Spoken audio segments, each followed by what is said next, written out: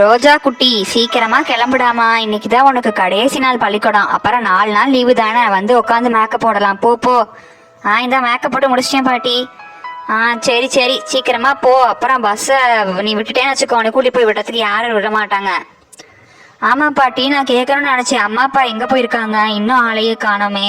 எங்க போனாங்க? என்னை விட்டுட்டு தீபாவளி ஷாப்பிங் போயிட்டாங்களா? நான் வந்ததுக்கு அப்புறம் தானே போலான்னு சொல்லியிருந்தோம். எதுக்கு அவ்வளோ சீக்கிரமா என்னை விட்டுட்டு போனாங்க? அட ஒண்ணும் இல்லடாமா, சும்மா ஒரு பிளவுஸ் ஸ்டிச் பண்றதுக்கு உங்க அம்மா போய் கொடுக்க போயிருக்கு. அவங்க வந்துருவாங்க. இப்ப போனாதான் உண்டு. நீ வந்தக்கப்புறம் போனா நிறைய கூட்டம் கூடிரும் அந்த இடத்துல. சரி, இப்ப நீ பள்ளிக்கூட விளம்புற வேலையை பாரு. உங்க கண்மணி அத்தை எல்லாம் பேக் பண்ணி வச்சிருக்கோம். நேரம் ஆயிடுச்சு, சீக்கிரமா கிளம்பு. அதெல்லாம் நேரம் இருங்குங்க அத்தா, நீங்க எதுக்கு இப்படி? அத்தை பேக் பண்ணிட்டீங்களா? பேக் பண்ணிட்டேன்டா ரோஜா குட்டி. இந்த பேக் பண்ணி டப்பால வச்சுட்டேன். இரு, லஞ்ச் பேக்ல போட்டு தந்துடுறேன் உனக்கு. உன்னோட ஸ்கூல் பேக்கை எடுத்துக்கோ. சரிங்க அத்தை. நீங்க புது துணி வாங்கலையா?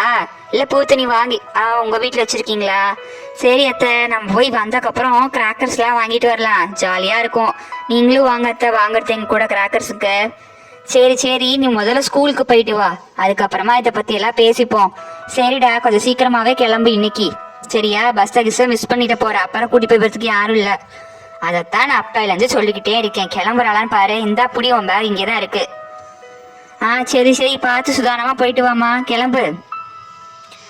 போப்பா, பஸ்ஸை மிஸ் பண்ணிட போற. அட தெரியும் பாட்டி, இன்னும் நேரம் இருக்கு. சரி சரி அத்தை, பாய். பாய் பாட்டி, போயிட்டு வரேன். பாய்.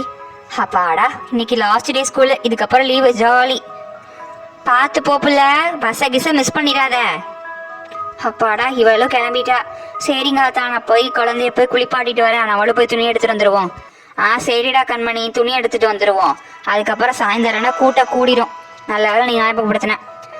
சரிங்க அத்தா, நானும் போய் குளிச்சுட்டு ரெடி ஆகிட்டு வந்துடுறேன். 2 பேருமா சேர்ந்து போய் துணி எடுத்துட்டு வந்துடுவோம்.